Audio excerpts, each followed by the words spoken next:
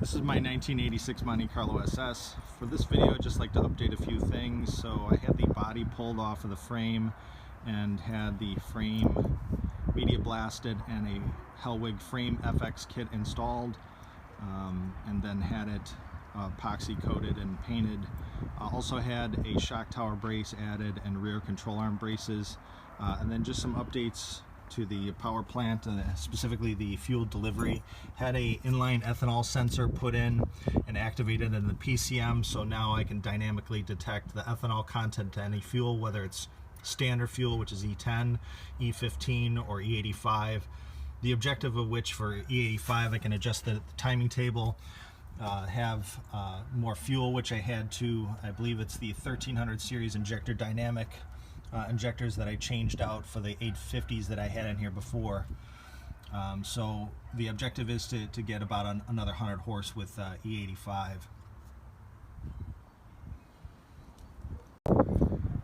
So the other update I had was a cam change. I had the Lingenfelter GT9, which made great power, but it was really turned out to be a garbage can. They advertise it as a daily driver, and that was the mistake. That you know, instead of looking at what the cam actually does in terms of the ramp rate, it's actually a race cam. And if you call Comp Cams, who actually manufactures the cam for Lingenfelter, they don't understand why they call it a daily driver either. So in any event, I almost destroyed my valve train.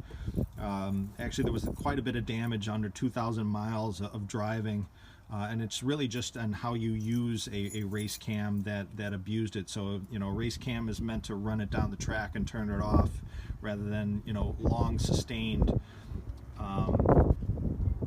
cruising on a race cam, which is what destroyed the springs. When I took it apart, luckily there wasn't as much damage as there could have been, but the springs were all distorted. Many were busted.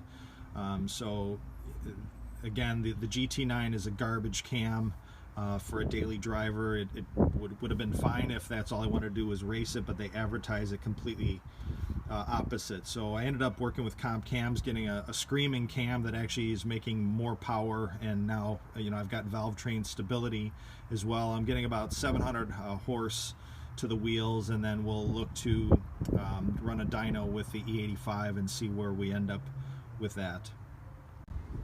So then the other update I made was to address the heat soak issue. You can see there's an insulator that's between the cylinder head and the E4 supercharger. The E4 supercharger just has a lot of heat soak issues. So you've got the transfer of heat from the cylinder head to the aluminum supercharger. So I found a vendor that makes a nice insulator to place in between there that made a big performance improvement. So then one other update is I have the AC now hooked up, which has really been a blessing to get that added. You don't know how much you miss it until you actually have it activated and start using it. So I really don't like the way some of the fittings I had made worked out in terms of the routing. So I'll adjust a little bit of that. But in terms of the performance, it's really worked out nicely, and very pleased with the results. For the PCV, I had some issues in which the draw on that was a little too much, and I was getting more oil than I was actual oil vapor, which is really the intent to scrub the engine. And there was a lot of residual oil that was found when I took out the supercharger and had to clean that off of the intercoolers. You've got an intercooler here and an intercooler here in which the water circulates through, and then I've got a heat exchanger, a big massive heat exchanger. It's actually the upgraded one from the ZL1 that I have running up front here that's cooling those down. So, but the issue is, though, if you've got oil that's coating these intercoolers up here, it will really hinder the performance of the air to cool that down or keep the charge cool. So had to address the PCV, and what I did was there's actually an orifice in here that I narrowed down to restrict how much air I was sucking out of here. Also had to clean up the baffling a little bit, because the baffle was allowing a little bit too much oil splash under demand. So once I got that dialed in, it's been perfect, and I'll show you sort of the results and the catch cans here in just a moment. So now, you know, since I'm really anal about keeping oil out of the system, if you notice, I've just got some cheap fuel filters in line with the initial draw that's going and just in back of the throttle body, and then I've got another fuel filter down here that's the draw under load, and then I've got the catch cans down low. Most people want to put these catch cans because they're really nice looking. They want to put them someplace where they want to display them, but for me it was really just about keeping it in a cool place to help the vapors condense. So just going to empty this out and show you what I get out of this. Okay, so thinking this through a little bit, I want to be careful since it's a little windy, but I'm just going to let this flow down, and you'll see getting a lot more water now than I was before, because I've got the right mix, and you can see sort of a milky substance between the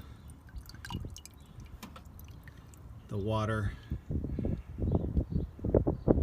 the oil mix. So kind of making a mess here, but I knew it was going to be a little windy, but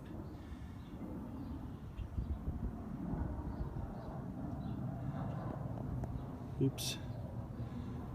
So, but I've really got it dialed in now. So this is really important to have your positive crankcase ventilation working to really scrub the engine of these contaminants.